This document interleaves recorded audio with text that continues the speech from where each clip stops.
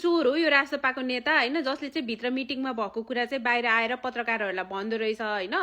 बिहानै चाहिँ न्युज आएको थियो के जनआस्थामा हैन, बालेनले चाहिँ 45 मिनट्स रवि लामिछानेलाई कुराएर आफ्नो छोरीसँग खेलिरहे भनेर हैन। अनि अहिले फेरि सेतोपाटीमा के न्युज आएको छ भन्दाखेरि रवि लामिछानेले चाहिँ अङ्गालो मारेरै के अरे कङ्ग्रेचुलेसन भन्नुभयो रे हैन, 100 पावरफुल पर्सनको रूपमा लिस्टेड भएकोमा। अरू सबैलाई चाहिँ नमस्कार गरेर धन्यवाद गरे रे, तर रवि लामिछानेलाई चाहिँ खासै रेस्पोन्स गरेनन् भनेर यहाँ न्युज छापेको छ। अनि यो भन्ने फेरि राष्ट्रपाकै व्यक्ति भनेर भनिरहेछ हैन।